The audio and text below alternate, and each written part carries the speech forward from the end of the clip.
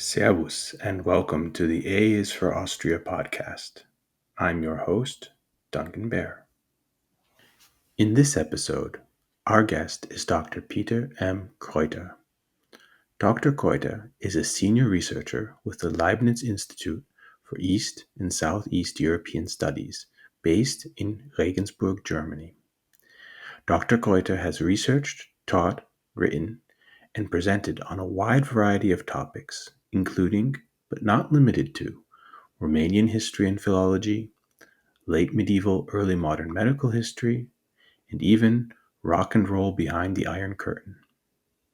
However, our discussion today has a different focus entirely, namely, on the origins and history of vampires in and around the Habsburg Empire.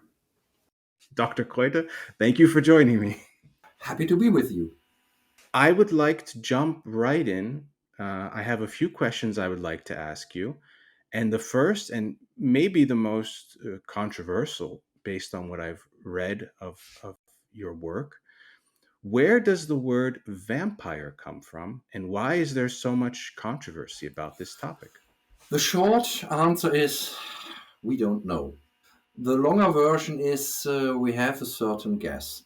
At least I can tell you that the word vampire is not of Slavic origin. At least it's not a Slavic word um, in its original form. The word entered in this South Slavic, or let's say Serb version, into German, French, English, all the languages of Middle and Western Europe. So yes, the word is in dictionaries always marked as Serbian. But when we go to the etymological part, it is hard to find any connection to Indo-European structures. The M, for example, may be a hint that there was in the beginning a nasal vowel, something like ah or something like that, but we don't find anything in the Slavic languages which really fits to this kind of etymology. And then on the semantic level, we have the problem to find that a proper meaning. What should vampire mean? Maybe pyre, vampire has something to do with piti or piti, drink. But then you see in the folk belief of Serbia, Bulgaria, wherever we are in Southeastern Europe, there is no blood drinking. There is no real idea of how the vampire really fetches the blood out of the body of his victim. So nothing really works. Maybe, and that is just a educated hypothesis, maybe it belongs to a word of one of the other languages of the former Ottoman Empire, the Chuvashian language, where we have a similar word meaning bad sorcerer, which started to wander through the whole Ottoman Empire and finally reached also the former European parts of this empire, where it got its connection to this popular belief. Because in the oldest sources we have about the vampire belief, we find interesting words for vampire or no denomination at all, only something like bad spirit. The word vampire itself maybe entered quite late. So that is the state of the art at the moment. You touched on actually something I wanted to get to next, which is how important are languages when working with primary sources and archives in Southeastern Europe? Is it possible to research these sorts of topics with only knowledge of one or two languages, or the more the better? The latter, the more the better. There's a saying of a famous German historian who once said, generally spoken, for a historian, even the slightest knowledge of a foreign language is better than the best translation. At least the direction is correct, you see. Quite often you really have to read the texts For example, if we are talking about sources in the way historians normally talk about sources, so written texts, it is so often very important that you can yourself read it and get your own idea, because every translation at the end is already a kind of interpretation. So if there's a need to make an interpretation, make it yourself. But then there's another thing which is important. We are speaking about a phenomenon of a popular belief which still exists. So it is also very useful and even absolutely important that you speak to those who still believe in all kinds of supernatural creatures. And then you have at least to speak some of those languages. There are always limitations. There are things I really master very well. There are languages I can speak on a very high level. Romanian is maybe the language I speak the best. For other languages, it is maybe not that high. But at the end, I am able to speak in several Southeastern European languages with the people.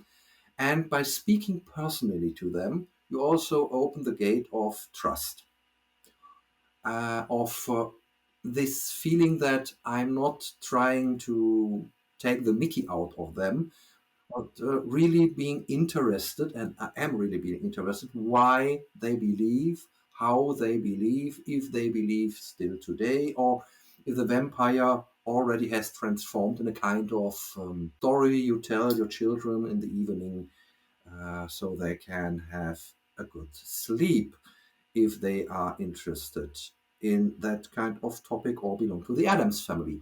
Languages are important.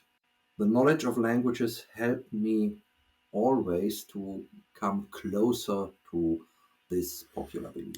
Wonderful. Yeah, I got that feeling from your writings that languages are very, very important. You have a great quote in your, I think, 2018 article where you say something to the effect of uh, a Western European who wants to use English, German, and French goes to study a topic where the sources are in Serbian, Romanian, and Albanian, and expects to write a decent, treatise on this, and it's not possible. And I really, as someone who has worked with languages and in different sources, I concur wholeheartedly, and I think it's refreshing to hear that. We've talked a little bit about the linguistic or the philological origins of the word vampire. Um, what are the historical roots of this phenomenon? We have fiction, we have Bram Stoker, and we have Sheridan Le Fanu's Carmilla, a little bit earlier, but less well known, at least in the English speaking world. And these are both, sort of the end of the 19th century. And then, at least in our, I speak from an Anglo-American perspective, we have this tie-in with Vlad the Third, the Impaler, from the 15th century, from Wallachia, modern day Romania. So, what are the roots of this? Does it start with Stoker? Does it go back further? Our modern picture of the vampire is surely rooted in Bram Stoker's novel Dracula, and especially in all those variations we got by the cinema. Yeah? We should not forget the vampire Count Dracula of Bram Stoker still is able to walk in full daylight in London. And he has no pointed teeth, no fangs to bite his victims and to suck the blood. It is, yeah, it is not clearly described how this really works. So especially the fangs are something which the cinema finally brought into our conscious of our imagination of the vampire. But of course, the whole thing is much more older. Stoker himself had a collection of more than 100 pages of notices, clippings from newspapers, quotations he found in books to write his novel.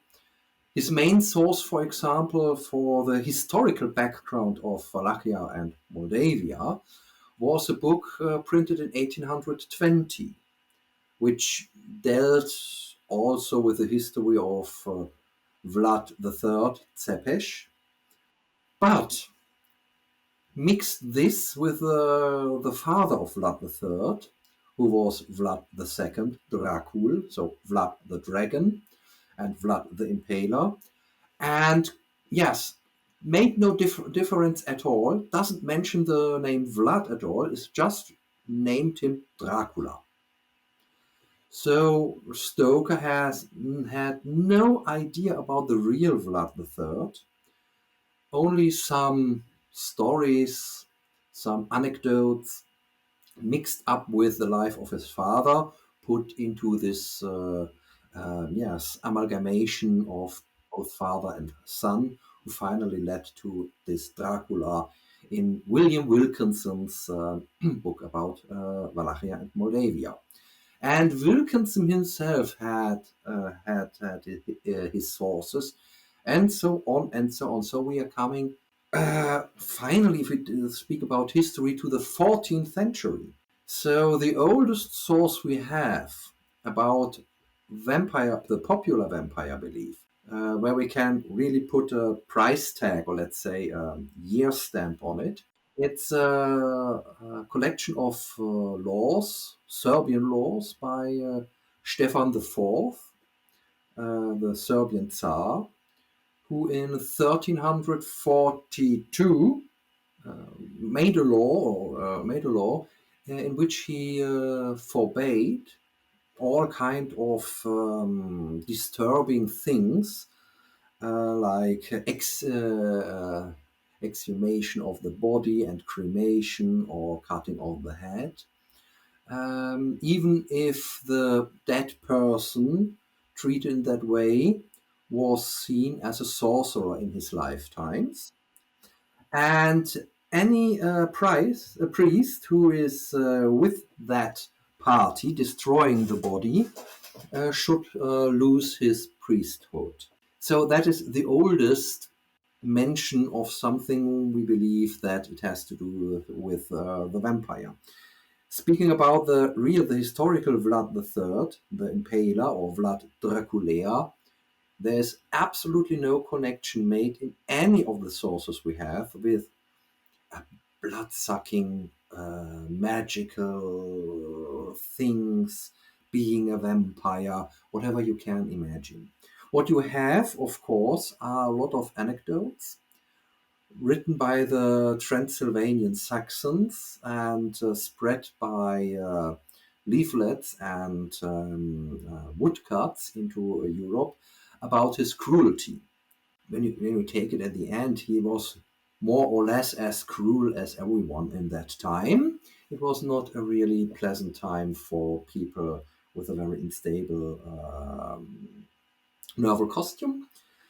But there is no mentioning at all that he was a blood drinker, that he was a vampire at all. But that destroyed his reputation.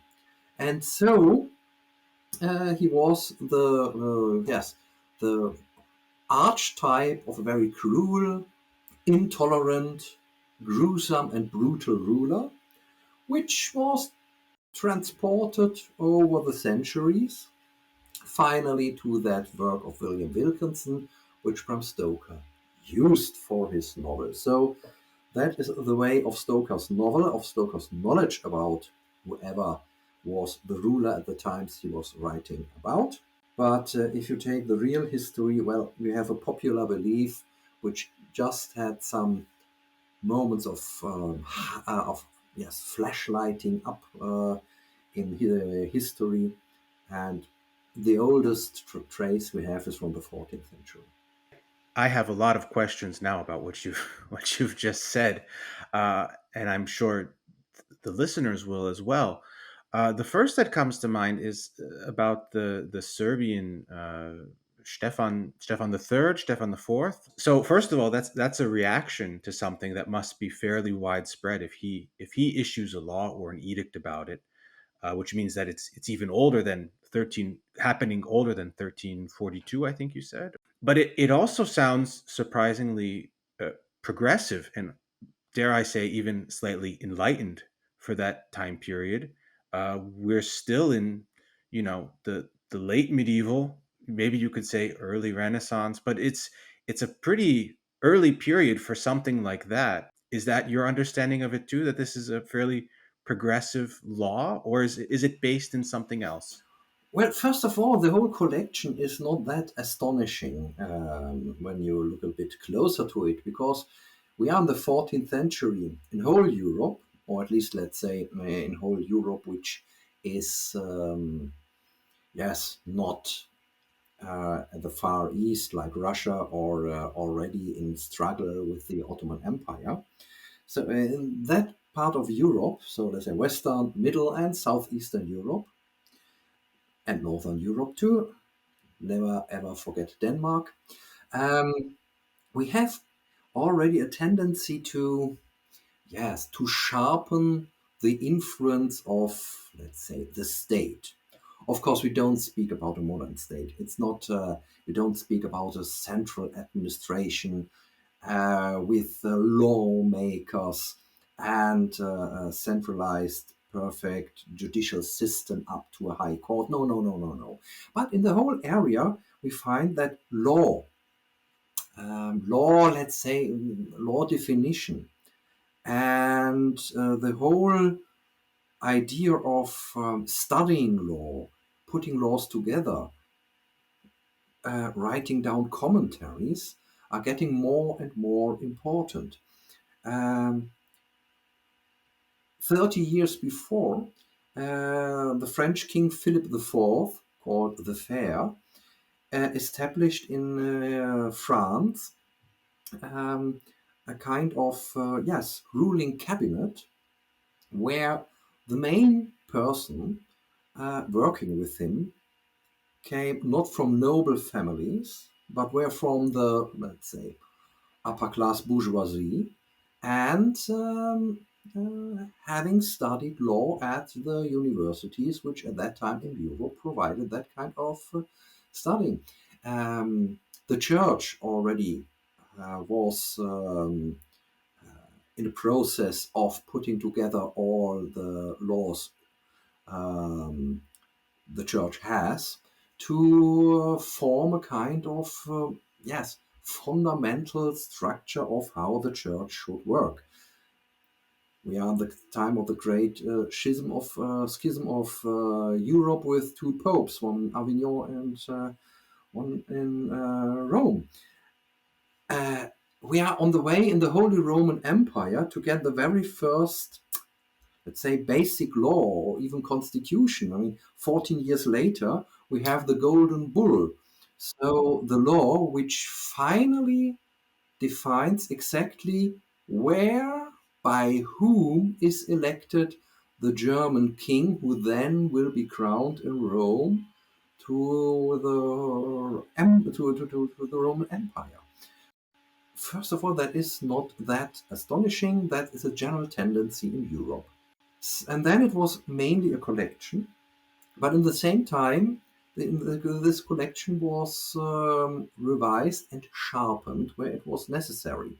And obviously, it was necessary to interrupt certain, let's say, things people do, because it was not necessary, is not the right question. It was not wanted by both the ruler, Stefan IV, and the church in Serbia, because it was a contradiction of what the life should be. Yes, when you're dead, you're buried, and that's it.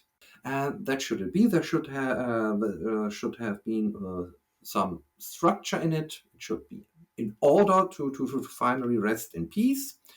And this resting in peace of a dead person, of a corpse, was protected. Yeah? And yes, that is a kind of modernism, one has to say, cannot exactly explain why it was made. As it is clearly written, it has not to be because it's not something which is in the structure of the Serbian state or the Serbian church. But why exactly it was now fixed, we don't know. We have no commentaries, we have no sources which would inform us why finally this decision was made. So it is, yes, it is a certain modernism, but overall, the collection of the laws is state of the art of the 14th century. Outside of, let's say, Stefan the Fourth's realm, in is this a common development in the region in southeastern Europe? Do we see, are there similar things in the area, or is, we don't know? That's quite complicated. You see, the area, at least the part south of the Danube, will become in the 14th century and up to the beginning of the and the 14th and the 15th century, so I have to say, parts of the Ottoman Empire. That means the traditional structures of the state have been destroyed. For example, also the system of feudality, and the old ruling families have been put aside. A complete new system of ruling the state was introduced, and the central government in Constantinople, Istanbul, was mainly interested in peace, order, taxes. And if that was secured, there was no really great interest in what are they doing there. We have certain sources of later times about vampire cases. Michael Ursinus and Markus Köhbach both have written articles about those phenomena. But the Ottomans themselves called those vampiric figures by a word jadoo, which means just sorcerer. So we have no real clear idea. Interesting enough is the fact that in Greece, or I have to say in the theological literature in Greek language, the vampire, which in Greek language is called vrikolakas, never ever disappears. He remains there and is also always presented as the fate of those who fall under the complete anathema, so the complete expulsion from the benefits of the church. Those people, for example, that is the common punishment for people who betray or steal from the church, betray the church or steal from the church. So they are excommunicated. And if that is a complete one, then even the decomposition is not possible, and they have to become a vampire in their afterlife. There's never ever a collection of famous cases where this happened, but on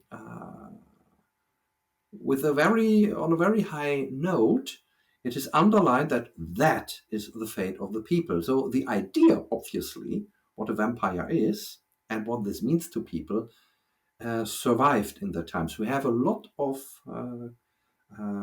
theological works and collections of judicial commentaries of the Greek Church, where this is a very important topic. A colleague of mine in Greece, Ioannis Zelepos, wrote about that, a very long and well researched article, and that was one of my colleagues who revealed a whole new world in my own research for me. We think of vampires in sort of a, I don't want to say similar way, but it's so interesting to hear about the different influences and the different, the different factors that join together, or maybe didn't join together. But the different understandings of what essentially seems to have been a sort of a cultural phenomenon that broke out in this region during the time. I did have one last question about the historical background, going back a few questions. So there's this famous, I'm supposing, anecdote about Vlad the Impaler and the 20,000 stakes that were found, and I think that's a topic you've looked into quite in depth, and I was wondering if you could share your insights about that. What it sounds like it was propaganda, a very early form of propaganda, sort of black propaganda, by the Transylvanian Saxons. But please, I would love to hear your thoughts. Yes, I really have to say that this Forest of the Impaled was really one of those stories who made the most impression on me when starting to do my research on the whole topic, because I always had this question in my head. So he was right in the middle of a military campaign against the Ottoman Empire. The enemy was 10 times outnumbering himself, at least. And it was not only the number of soldiers that was so impressive, it was also the whole military industry. So he was fighting against one of the largest military complexes we had in a historical perspective in the world. And in that time, he was able to capture 20,000 Ottoman soldiers. And within only 3 days, he put all of them on stakes. First of all, you need space. Then you need 20,000 stakes. 20,000 stakes, that is 20,000 small trees, which you have to cut down to prepare. Then impaling is not only very painful, but is also a very time-consuming method of killing people. And at the end, when you impale 20,000 persons on a very large area, then this should have left some traces in the sources, traces in the sense of where was this forest of the impaled located. But we have nothing. The point is, impalement was a kind of punishment which in that form was imported from the Ottoman Empire. It was not unknown. I'm absolutely sure that it was used as a punishment also by Vlad Tzepes. And you can also be sure if soldiers from the other side of the conflict became prisoners, they were not treated by any kind of modern means of treatment. No.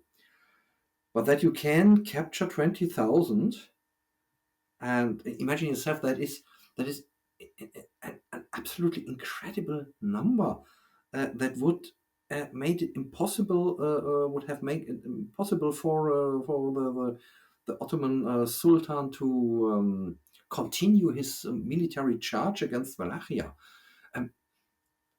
That he would be able to do that in a very short time and then beat the retreat for restarting his guerrilla attacks. And the whole story is inconsistent. It is a great amalgamation of different stories told about Vlad Tzepes, which finally led to this story. Yes, and if we go back and try to find the traces, it seems that the whole story was not invented by the Transylvanian Saxons, but by a Greek writer who made up that story, and that reached then to the Transylvanian Saxons, and they translated it just in German and then spread it through Europe. So obviously it was first a story to exaggerate the Vlad Tzepes as one of those fighters for the right faith, for Christendom, for the belief in Jesus Christ, written by an Orthodox writer, and then became in a negative interpretation a story to show how cruel he is. So that is my conclusion. Okay, yeah, I mean, the number is just like you said. It's a very in that time of history to capture 20,000 enemy soldiers. You would have to have done something. I mean, it's such a large number, and with the sort of forces that he had compared to the Ottomans, like you said, it doesn't add up. It would have to, there would have to be some sorcery at play for that too. Oh yes, yes, yes, you're right. And then, oh yeah, let's think about that, and then maybe, yeah. And now we are starting again to make up another nice history. Yeah? So that's the way it works. You had mentioned, so I think it was in the Greek case. I don't remember what is the Greek term for the vampire? Vrikolakas. Drikolakas. Okay, is that related at all to the phenomenon of the Wiedergänger, or the ones who walk again, or are they? Do you think they're separate? So we are talking about the folkloric vampire, is just a variation of the Wiedergänger, the revenant, which all cultures know, who do not destroy the corpse but bury it as a whole into the earth and have respect for the dead. Where you have those two elements coming together, you will find stories about people coming back from the grave, for the good or for the bad, whatever the story is. Yes, but we have it. So the interesting part of the vampire is that he's a very, yes, a special variation of that. Special, for example, because a vampire is always something negative. There are no positive variants of the vampire. And he's also special because his sheer existence is already a problem. Yes, a revenant, for example, maybe just is there and is there. Yes, or he can even help.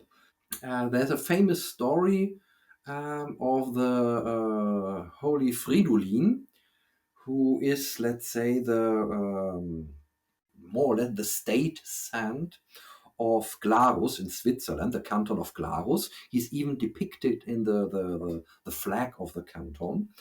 And when he came to Glarus, he wanted to build a monastery. So he went to an uh, farmer named Ursus, and made a contract with him to get some land for which he paid. And so he started to build his monastery. As it was in those times when two real men, two male human beings made a contract, it was just by handshake. So Ursus died, and his brother said, no, no, no, no, there was no contract. I want the land back because there's no written contract at all. If Fridolin has no witness for that contract, I will have my money back. The whole thing went to a judge who ordered Fridolin to bring a witness or to give the land back to the brother of Ursus. And what did Fridolin? He went to the grave. He called for Ursus. He came out as a half rotten corpse. He went out from his grave, went to the judge, testified in favor of Fridolin. And by the way, this moment was also accepted by his brother, who then said, okay, it's okay, you can keep the land.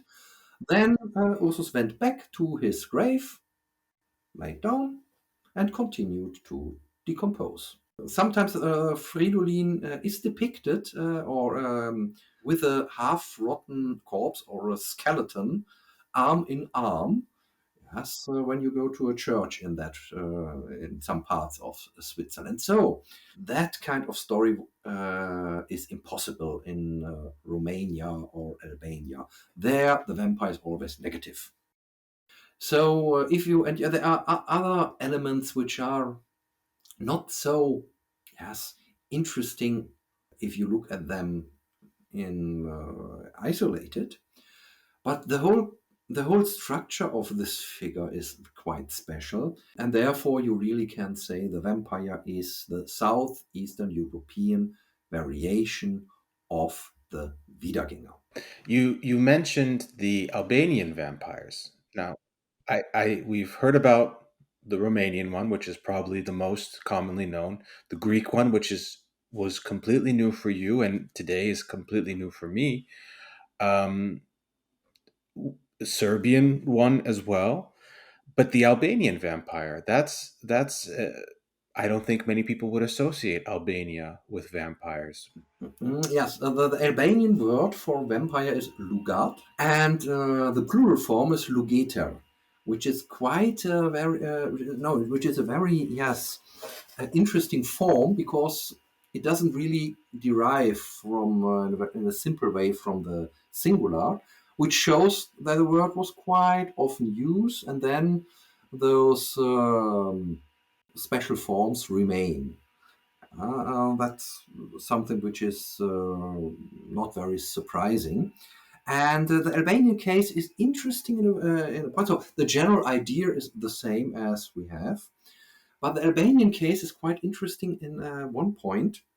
It is the only part of southeastern Europe where the vampire can be someone who's not from the old community or family.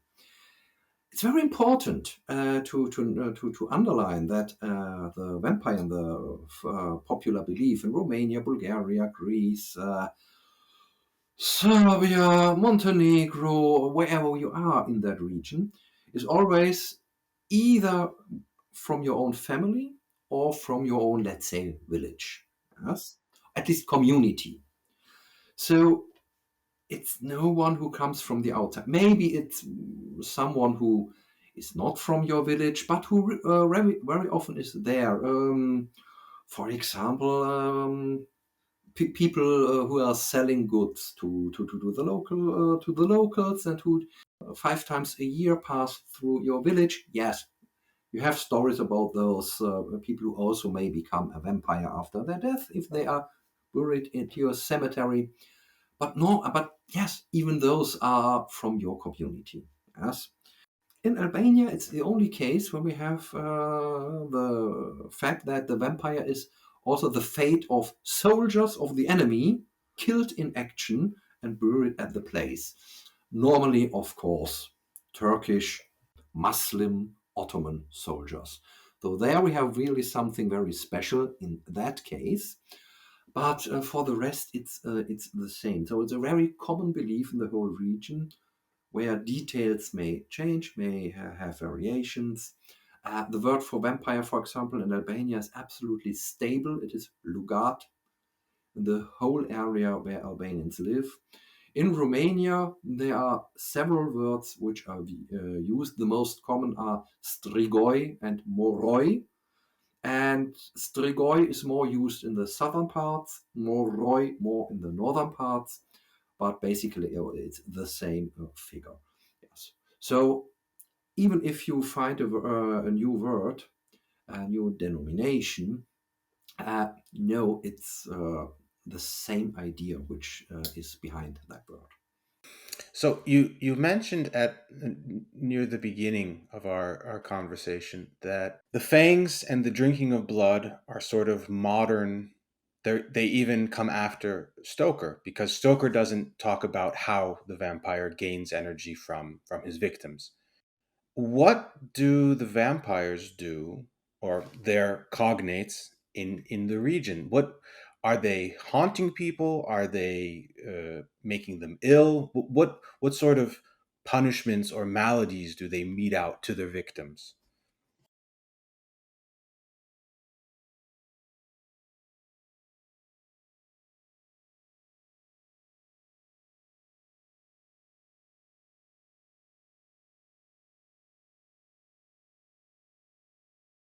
That is after Stoker. This blood sucking thing is also nothing you find in the region. Even blood drinking, yes, you have sometimes.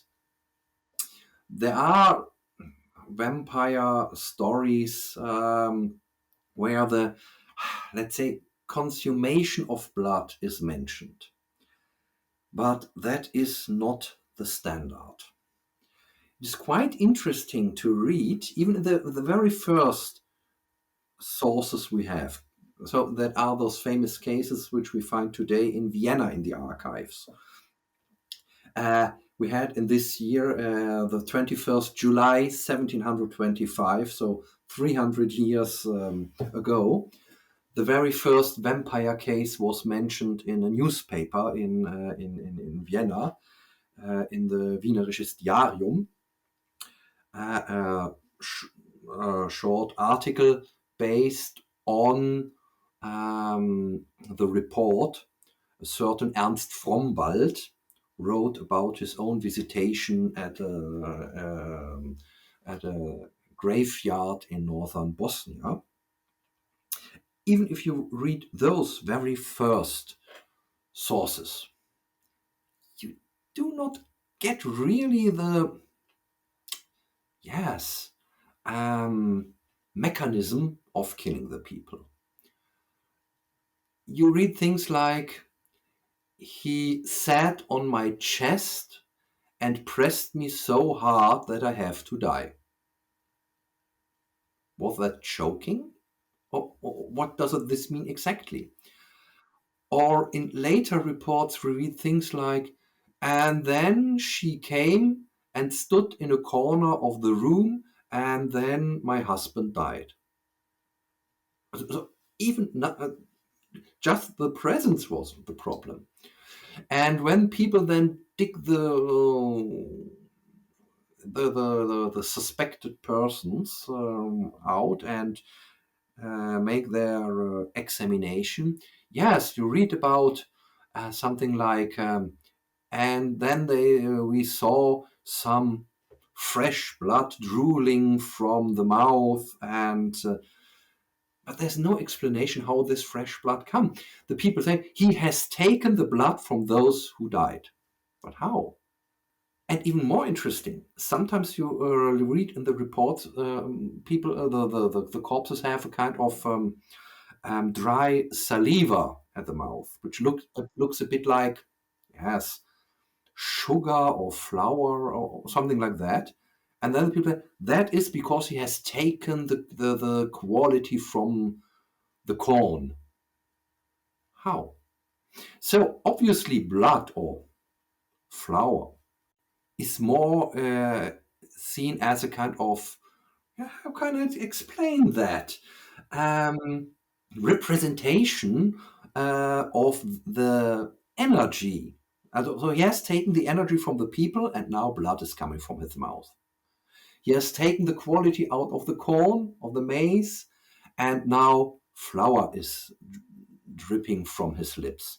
So it's a kind of manifestation of the energy he has taken from those people. If I can jump in, would poor harvests be blamed on vampires? Poor harvests, crazy cows. Sometimes you see when people had already taken the fruit from the fields at home, and suddenly the things are in a state of, yes, rotting. Even then, it is said that a vampire is in action. Yes. And we have a quite interesting belief in parts of central Germany, the so-called Nachzehrer. So the yes, someone who pulls people after him to the grave, but who does not leave his own grave. So he does it by a kind of online technique, so to speak. So as long as he is not completely rotten, he will pull people to their own death, and they have also then to, yes, find the final rest at the graveyard. But there is no manifestation of that person in any kind. Yes, and a certain idea is about the vampire there in southeastern Europe. He is there, and that brings the community in distress. Yes, it. There are a lot of variations. It has not to be the classical death of other people. It can be, yes, crazy cows who stop to give milk, or even destroyed harvest that you go to your field and you see, yeah, the plants are there, but there's nothing to fetch because the quality is too poor. That you have, yes, but there is no exact description, no complete version of how this works. It is just that happens, and a vampire is the reason for that. Are there any instances where a vampire or a suspected vampire is actually suspected, let's say, of someone who's alive, who's walking around, who people interact with? Or is it always a case of it's someone who died, who's buried, and we think they're the vampire? I'm thinking along the lines of witches. Is it that someone is suspected of being a vampire? They're living. We're going to go find out if they are a vampire. Does that occur? What can occur is that people say, we know when that guy will die one day, he will turn into a vampire. But you do not kill that guy because you know he will turn into a vampire, and then you can, yeah, there are protective measures you can make to uh, hinder him to turn into a vampire, or at least to leave the grave even after his transformation in a vampire. So no, no one is killed for that belief. And one has to say, even witchcraft in that region is something which most cases was nothing that led to the death to the witch or the sorceress, because first of all, witchcraft can be used in both ways. It can be, yes, black magic, but very often it's also white magic. And then there was never ever any kind of a witchcraft craze or persecution like we have it in the early modern empire, early modern times in the Roman Empire, or in the end of the 17th century Salem, something like that.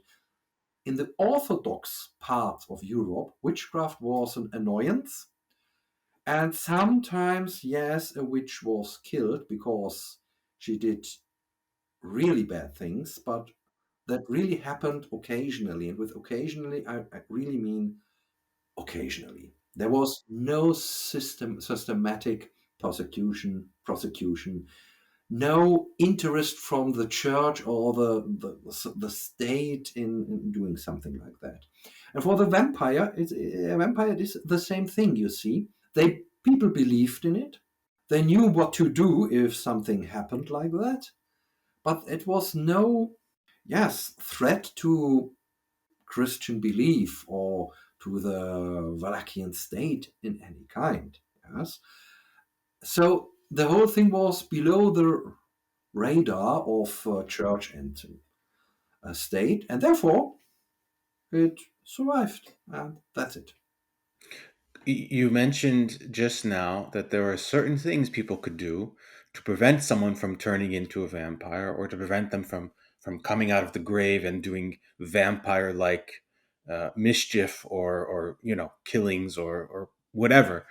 What were some of those things that common folk could do to ward off or to keep vampires or suspected vampires at bay?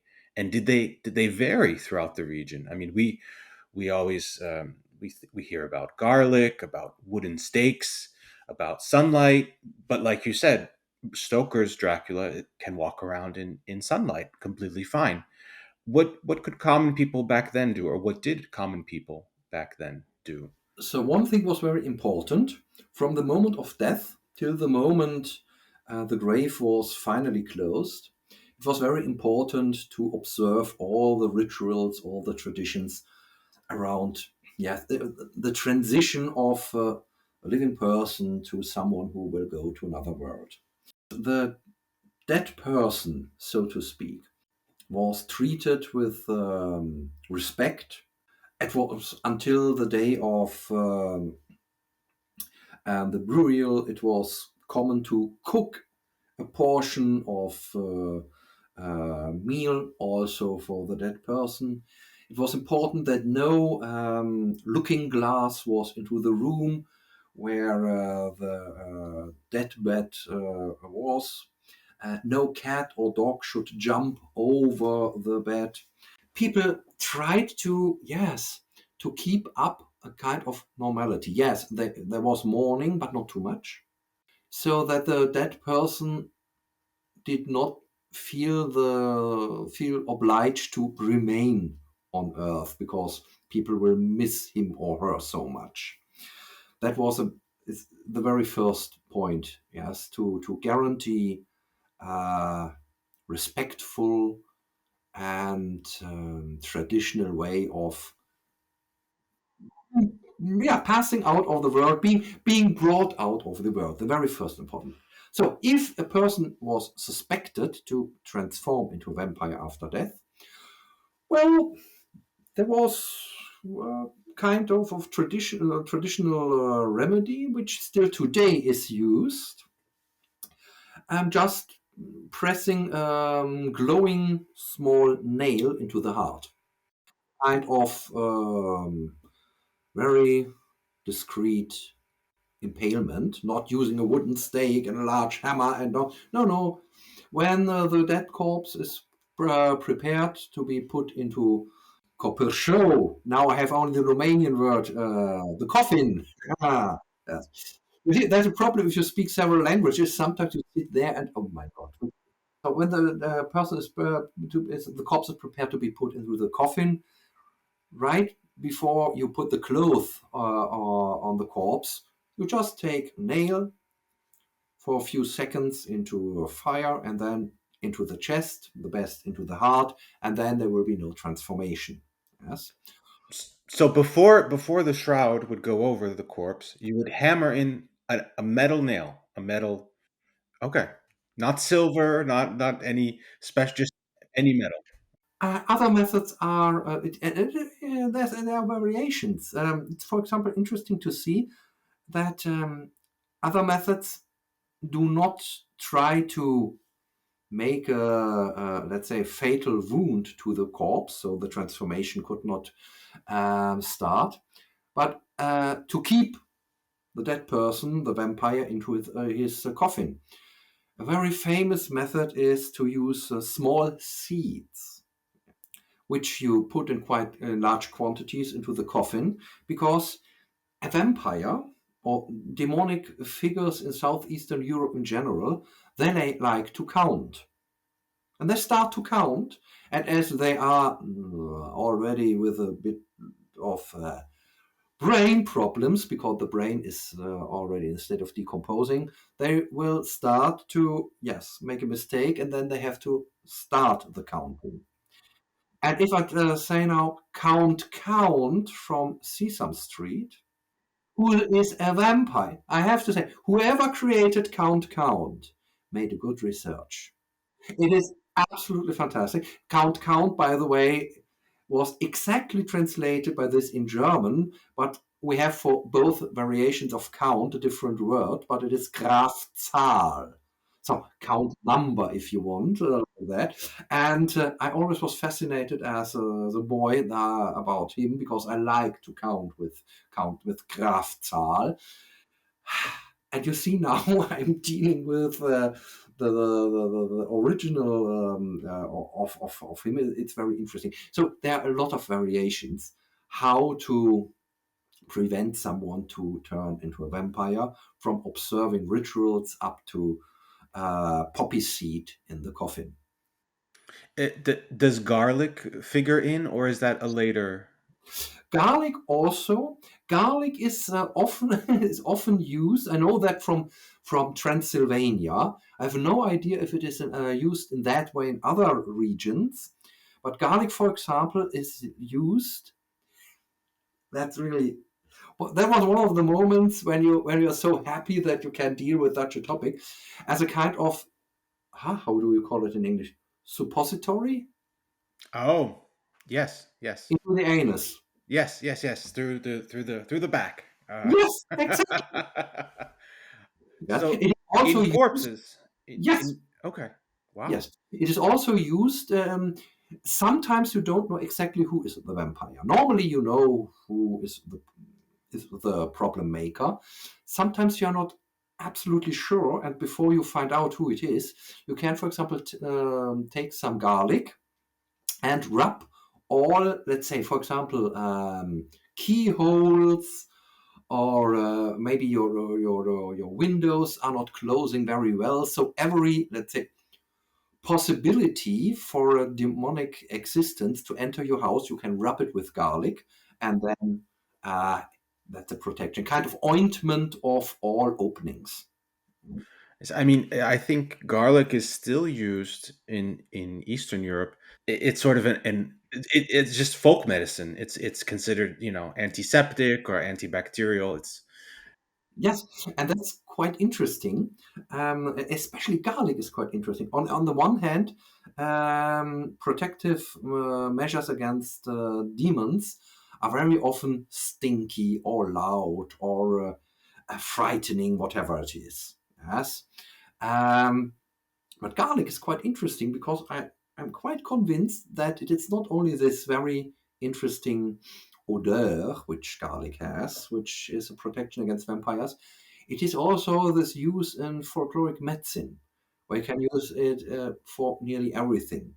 Yes, and it's just an analogy. What heals the livings is bad for the dead. For the dead. Sorry, for the dead. Yes. What is the state of research on vampires, the uncanny, otherworldly entities in southeastern Europe, around, adjacent to the Habsburg Monarchy, Ottoman Empire? What is the state of research? So normally there is no, let's say, specialization in vampire research.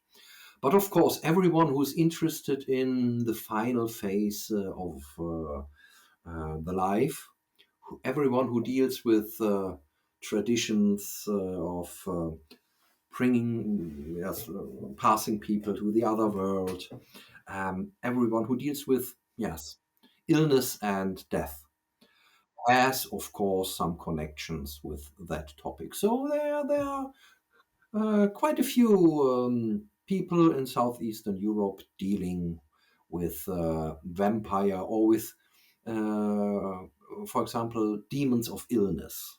Yes, there's, for example, a wonderful book written by a German researcher, Ute Dukova.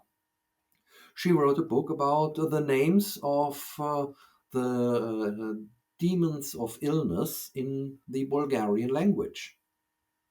It's the only work we have about that topic, but it's a very eruditive study and one of my central, yes, um,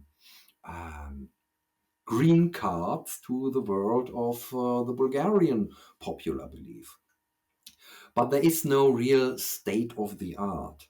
As we try to find out even more sources to get a clearer picture about the development of that popular belief, and especially to try to go back as far as we can. Maybe by sources, especially the Greek theological studies in that case are very important, but also by, yes, trying to make educated guesses and creating good theories. But what for the vampire research, in case of the vampire research, is very important and very, yes, fruitful as literature. I have to say, I'm not a specialist for the vampiric literature we have, especially if I look in the English-speaking world. I mean, whatever you can see, Buffy, for example. Yes? The idea that the vampire, the hunter is not a Van Helsing, but a cheerleading girl from a high school in somewhere in California. That was such a great idea. And the whole universe, Buffyverse, yeah, that was created, that was so inspiring and so fantastic. And not only vampires, I mean, all those fantastic figures. Yes, I remember especially an episode, I think the fourth season, called Hush, when they all lose their voice, and very tall, um, um, uh, permanently smiling people are floating through Sunnydale to cut off 7 hearts. Uh, uh, and no one speaks. It was an episode up nearly a whole TV show, nearly without any spoken monologue, dialogue whatsoever.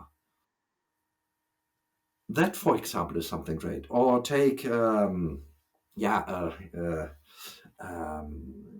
Stephanie Meyer, yes, or the older vampire stories of Anne Rice.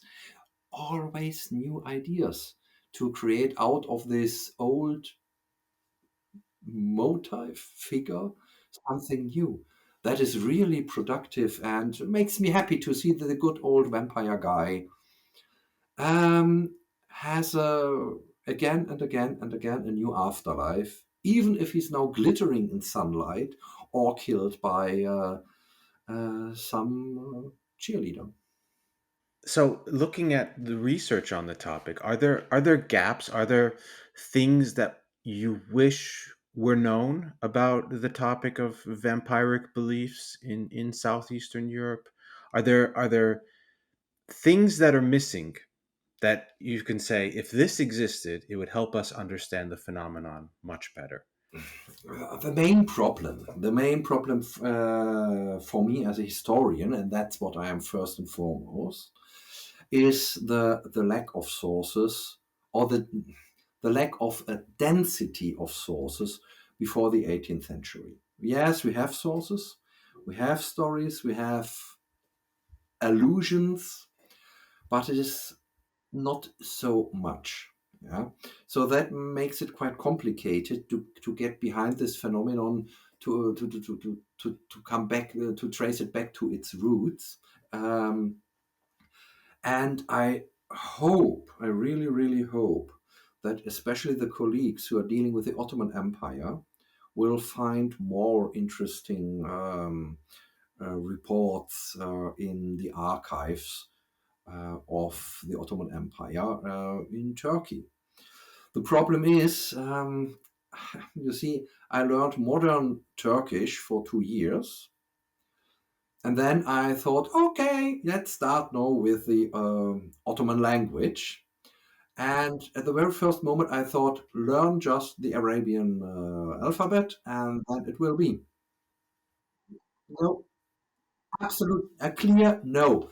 But a no, you see, with two N and eight O's at minimum, because even if you before you come to the problem with the Arabic and the Persian words in it and so on and so on, the way they're writing, this incredible number of um, short forms, of contracted forms, of um, yes, every kind of abbreviations, and then the problem that you are basically dealing with a language where the vowel is so important, writing it down with an alphabet where the vowel is absolutely nothing and in most cases not written.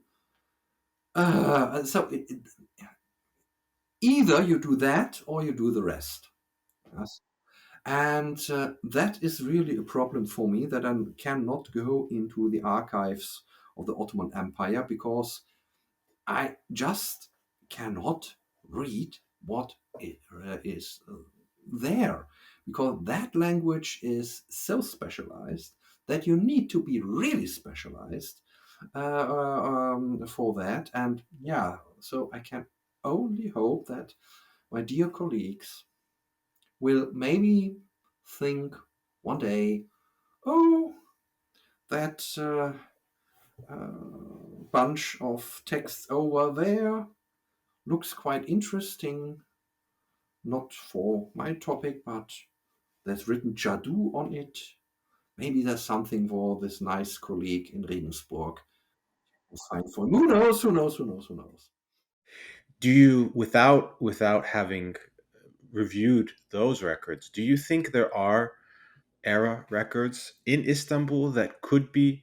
Because when we first started talking, it sounded almost like, at least in Istanbul, the Ottomans let the locals do what they want as long as they, paid taxes, cause any trouble. They didn't, rise up and start throwing off the tax collectors or the judges. Or do you think the Ottomans themselves got into the beliefs? Normally not. Yes, only if there was a real reason to get closer to a certain case, because yeah, let's say no taxes. Why? Because people are now dealing with a jadoo. Sometimes it is also a personal thing. I will give you an example. It was, I think, second ambassador of Austria in Bucharest, Franz Leopold von Metzburg, who wrote reports to Vienna about his time. We are talking about the mid of the 1780s. Yes. So in that time, he was ambassador, or uh, agent, as it was called, agent in Bucharest. And he was, yes, in close connections to Nikolai Mavrogeni, that time the Prince of Wallachia. And he wrote his reports to Vienna. The important part is he did not only write about his official business he had to do, he was interested in the gossip at the court. Yes, he was the only one I know from that time who started to. Oh, by the way, there was an interesting fact about an accident in Bucharest, or how the prince behaved against one of his ministers in that way, which kind of insults he used, how, every kind of who at the moment was together with who, and which person quarreled with. It's incredible. It's for a very short period. Unfortunately, it's only for about 2 years. We got a whole picture of Bucharest. Yeah, with anything, with everything. It's so interesting. And who knows? Maybe that exists in the records in Istanbul or Ankara too. Yes, it is not only mostly it is a question of interest. Yes, but sometimes the person writing down is the reason for the existence of something interesting too. Just to give you now an example about the vampire in Copenhagen, in lovely Denmark. Yes, there is a vampire case in the archives. Why? Because the Danish ambassador in Vienna in early 1732 wrote a report to Copenhagen and wrote down, yes, it's now the time of carnival and festivities, and after that, it's the feasting time, so the time when here in Vienna it is, yes, big festivities, and after that, very boring. I have nothing special to report. But by the way, I read in a newspaper something interesting about a case in Serbia where some guy left his grave, and so on, and so on, and so on. So he did not make a very special research. He was not there. He was not reporting about something which he heard because he was in Sofia or whatever. No, no, no, no, no. But at that moment, he just wanted to write down something to have a report, and hey, why not presenting that story to my king? And he did. And therefore, we have a vampire case in the archives of the Tysk Kanzlerie in Copenhagen. And it's referring to something that happened in Serbia and was reported in Danish news, I'm supposing. No, it was a report. He was in Vienna. He read it in a newspaper in Vienna. And by the way, he did not write it in Danish because his king was not very keen of Danish, and well, he was from the dynasty of Oldenburg, and was more German. The whole thing is written in German. So if you are interested in Danish history, let's say up to 1850, you should be able to read German in Kurrentschrift. Unfortunately, they even wrote in that time Danish in Kurrentschrift, and that means even more fun, I can tell you.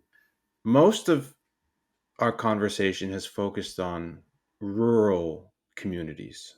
Are there any vampiric like instances in cities or towns? Or is this strictly sort of an agrarian, not isolated, but let's say agrarian communities?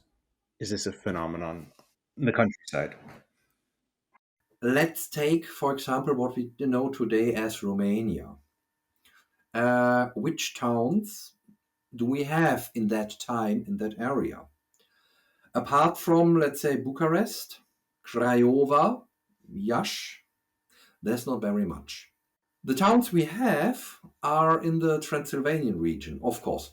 Kronstadt, so Brașov, Hermannstadt, Sibiu, Scesburg, Sighișoara. Um, or then even we go further to Hungary, like Klausenburg, Cluj, or Großwardein, Oradea, Temeswar, Timișoara. That are no Romanian towns. Nowadays they are, of course, but at that time not. So we do not have really agglomerations, great agglomerations in that area belonging to Romanians, Bulgarians, whoever it is. So yes, it's an agrarian community, and even more, even if we are in a town, we should not forget. In the evening, it's dark. The means of making light into a hut or a house are very restricted. Even a lot of candles will not provide many light. At the outside is dark. The outside is, yes, it's not only dark, there is no activity at all, at least no human activity. In 1587, the chronicler of the city of Augsburg in the Holy Roman Empire in Germany, Georg Köhler, once wrote down that there is a lot of cats making noise in this night. I mean, it's Augsburg, the city of the Fugger, one of the most important cities of that. And for the city chronicler, the meowing of cats is so important that he write it down in the official chronic of the city. Yeah, we have we have a few reports from, let's say, towns.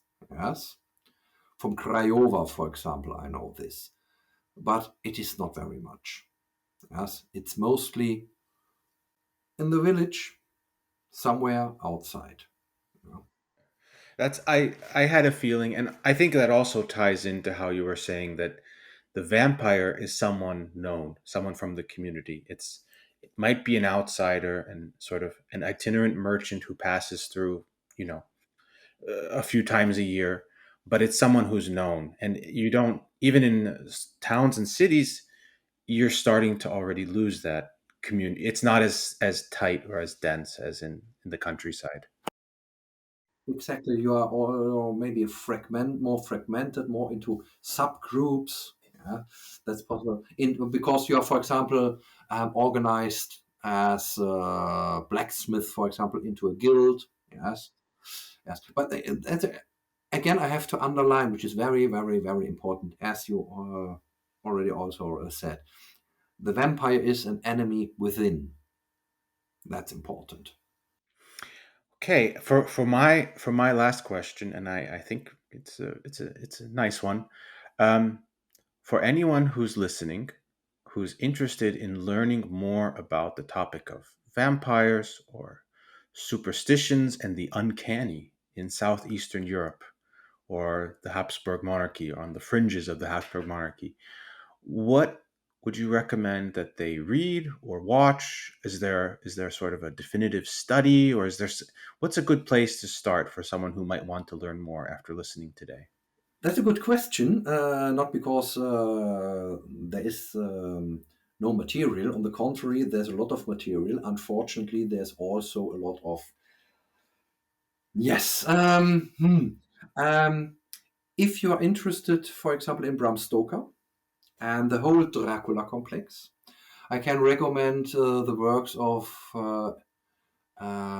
unfortunately, a few years ago passed away, Elizabeth Miller, who was professor in she was professor in Canada, and she wrote an incredible bundle of books about Dracula and the whole world that was created by Bram Stoker.